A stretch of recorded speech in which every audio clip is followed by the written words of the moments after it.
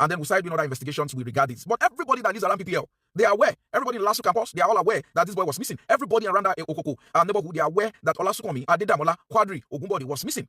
Olas. This boy happened to be like a 25 years old boy who graduated from Lagos State University. He studied political science education, and he got his BSc and BEd in September 2024. And this young man at 28, he has been the CEO of Hollas Consultancy Services, which is the organization or the company that he used to support Jambites, young individuals, or people who want to come to school to do some things about their admission process. He used to do some like photocopies. He helped people to check their jam results and some of those things. So these are some of the services that this guy do while he was on campus in LASU. And again, the last post that this boy posted on his Facebook profile was January 1st, 2025. That was the last post Adedamola Olasukomi posted on his profile. And, so according to the information that we got, it was his wife. Let's even, his girlfriend, before we go to that extent, let's even look at why is this young boy, his family, his mom, his family, everybody would have supported him from college through all of those educations till he went to the university and he graduated. He was actually a graduate of Federal College of Education at Abeokuta. This guy was from Abeokuta, and, before he even getting admission into LASU, and he, went through all the hurdles, all the stress of education. We all know how painful it is sometimes going through university when your parents are not that rich. You struggle a lot. A lot of us went through all of this process, and we know how difficult it is to go to school. And so this boy graduated and he was happy. So many of his posts that I check on his profile, he was very ambitious young man who always write positive things out, and he was always talking to people about life is going to be better, the future is here, and all of those things, and that he's going to make it. Some of those positive words, he's been saying it on his profile. If you visit his profile, you see all of those things. Okay, so that's the picture of the young man there. If you see some of the things that I used to say, they are very, and this guy is a young, sharp man, intelligent man who is very friendly with all his friends, his colleagues, even at school. Everybody liked him, and he's very gentle, easygoing. Because he's very hardworking, he's very accommodating according to information we got. This young boy, Olasukomi, is so accommodating, so friendly with his friends. And one of the reasons why they call him landlord is that he used to help people to look for house, like an agent. If you're a student in LASU, you're looking for accommodation, he has connections with some landlords in the neighborhood. He can easily help you to get a space where you can stay through your education. He has other friends, maybe students who are graduating or who are on transfer to other school or traveling out of the country, and they have space or hostel accommodation and all of that. He's just a problem solver. He's an individual who wants to solve problems for other students and help, and he makes little income from all of those services that he has been doing. So this is the young man. And for me, I don't think it's wrong that people want to be close to Celestial Church, or people want to go to Celestial Church. Even if you are not a member of Celestial Church before now, a lot of people come to Celestial Church for prayers. People believe that there is God in Celestial that answer prayers, and that God can do all things in Celestial Church. That's why people want to go to the church. And not knowing that a lot of our shepherds and prophets today are just psychiatric workers. Sorry to use that word, they are like psychiatric patients. So that's how some of them are. But again, this young man, so on January 16, when he was missing, according to the information we got, he was in the front of the church. And at that spot, he called his girlfriend. Maybe his girlfriend called him like, where are you? Some girls, when they love you, they always want to check on you. They always want to follow you up with calls. They always want to know where you are. And so the girlfriend, he was communicating with the girlfriend. And he told the girlfriend that I'm in the front of CCC, Ilerioluwa Parish, LASU Parish 2 in PPL. He told the girlfriend. And the girlfriend said, okay, no problem. That's why wherever you go, always tell people, your friends, your family, your loved ones, tell them where you are. Let them know your destination. Sometimes telling them is not going to save your life. It is by grace of God that our life can be saved. Because even people who trust, they can disappoint us, they can betray us. They can sell us off. So, but he actually communicated with the girlfriend that this is where I am. And that was January 16, 2025, this same year. That call he made was the last call Olasukomi made to any living being. That was the last time anybody heard his voice. So they started looking for him afterwards. And then his girlfriend was trying to call his number because he told the girlfriend, I'm going to call you back. Possibly, the reason why he went there could be for prayers, could be for consultation. And it was on Thursday. And in Celestial Church of Christ, most times, Monday and Thursdays, the Ayika is always dry. Like you won't see so much people because there's no service. On Monday, it's only some churches that are in the city that used to do Bible class. So on Thursday, the Ayika is always very. And that particular parish too, LASU Parish too.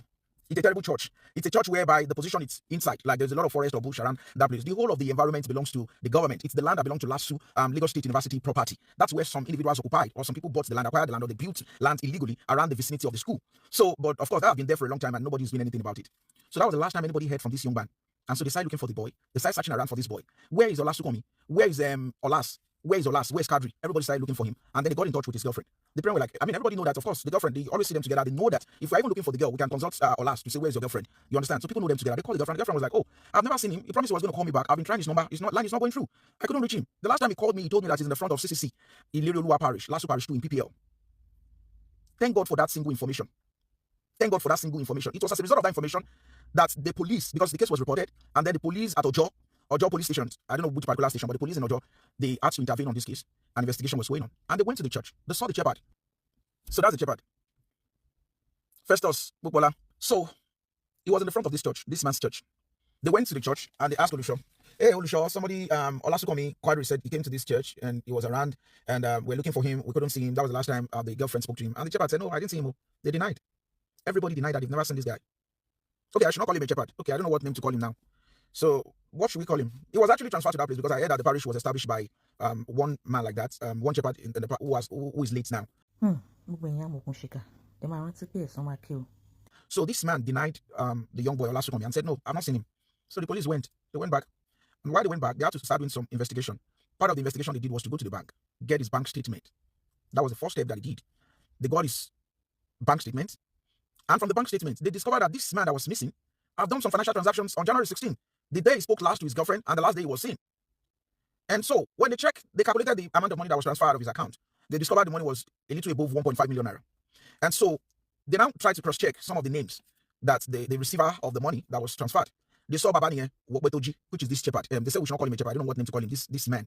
They saw the name of this man. They saw the name of his daughter and some other different accounts like that. So the police, they had to ask questions. Who are these people? Wokwetoji Babani and another Wokwetoji, which is the daughter of this guy, this Baba that put on blue. So a convertuous shepherd. Okay, so we can give him names, any name you want to give him, so that I can use that name to call him rather than calling him a shepherd. So eventually, the police went back to that particular place. No, they also did they went to the communication line that he was using, the particular line. They had to retrieve the line and they had to back it up to download. I don't know how they did that, but of course, I trust Nigerian police. If they want to work, they can get it done. If it's a case that they're interested in, they'll definitely get results. So they discovered that an alert was pumping into the line that they recovered, and they saw the alerts that correspond with that of the bank statement that shows the financial transaction that was made on the day that this young man was missing. And for the fact that the young man already told his girlfriend that I'm in the front of CCC, Ileri Oluwa Parish, PPL, and the name of the persons that received money was this Eroko man and his daughter. So the police went back to that place. Remember, I initially said that they went to the place and they asked the shepherd, have you seen this young man? And he said, no, he has not set his eyes on him. So by the time the police went back, they had to call him and invite him. They invited him to the station and they asked him, we discovered that this boy that was missing has sent money to your account. Did you receive money? He denied. The police brought the bank statement as an evidence that shows his name, his bank accounts, and his bank name, and the amount of money that was transferred to him and his daughter. That was when he confessed that, yes, truly, the guy paid money for Thanksgiving. Thanksgiving for what? A graduate of political science education in 2024 is yet to go for his NYC.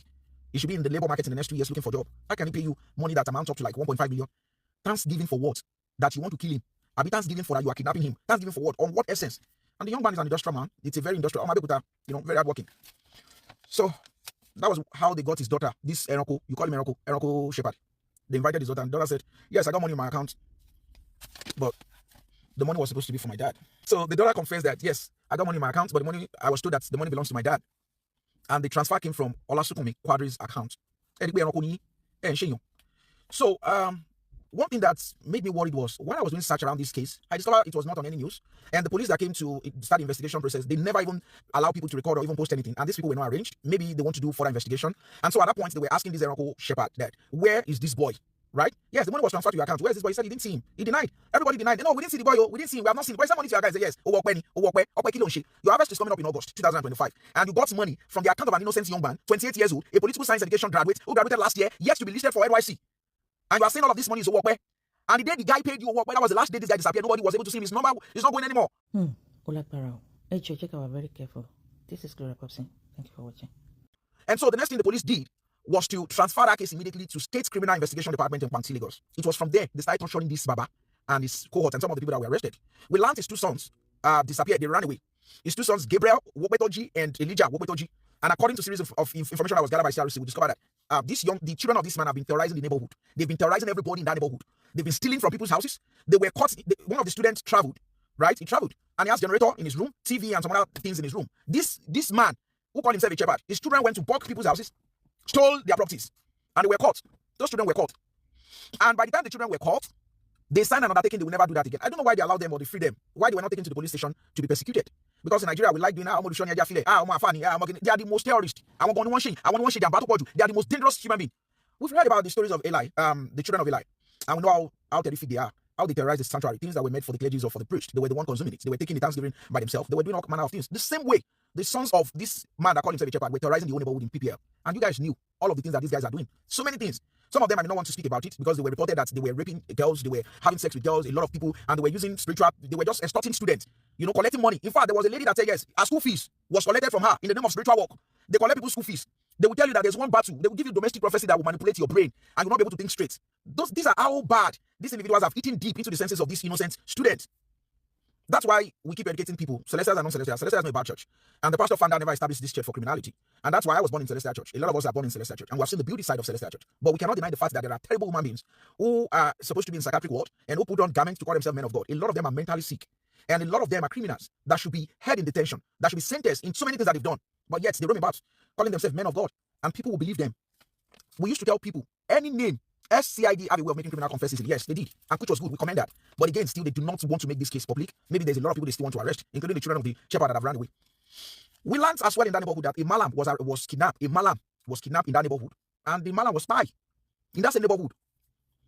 And that case was a very tough case because a lot of other Hausas in that neighborhood, they learned about some of the things that happened and they kind of had a confrontation. It was a very big fight. Yes, I'm Eli.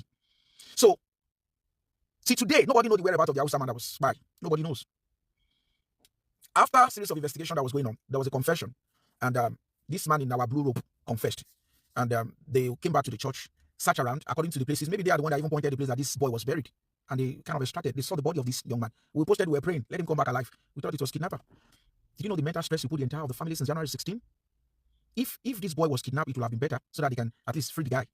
You cut short the vision and the future of this young man, and you want the future of your children to be better. The future of your children, can never be better. Let me not say some things because I don't want to attach too much emotions. But the point remains that this boy is a human being. Whether he's a celestial member or he's not celestial, he's immaterial. Everybody see a church as a sanctuary where you can go for refuge, a place where you can go and be saved and be protected. And then you now, because of money, how much is the money? How much is the money that you did this? Any bombesa, family involved, all of you involved in this case. So we have a lot of terrible shepherds like this in Celestial Church, and we don't know why our leadership is not too proactive in taking some steps. Immediately we got this information and we posted, we got in touch with CCC Task Force. But again, we understand they have their own issues. There's a lot of issues going on even in the leadership. There's confusion here and there. Everybody's running rather together, and so. But the feedback we got was that the task force, because the task force chairman said they are going to go to the parish, but before they need to go to Pamsi so that they can verify this case and get their confirmation before they take a step. What we were advocating for initially was that the church should be closed before we even know the outcome of the investigation. The church needs to be closed. Nobody should go there and do service. Somebody cannot come in the front of a church and disappear just like that, and then you guys will go there and be shouting in the name of Jesus. No, Jesus cannot be there. There's no Jesus in the sanctuary. In such a sanctuary where an individual is missing, no, there's no Jesus. So these are the people that are spoiling the image of the church. They cannot spoil the image of the church. They can only spoil the image of themselves. Because people like myself and you will not support bad things in the church. It's not a matter of, I'm a celestial, no, but will not support bad things. Because this boy could be a son of somebody, a cousin, a brother, a friend to somebody, a family.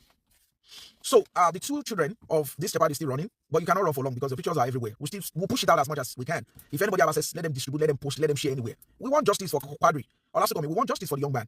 So we don't care if it's not celestial. It's a human being first. Human first before religion. Humanity before religion. So it's a human being, and we'll support and advocate for that. That justice must be served.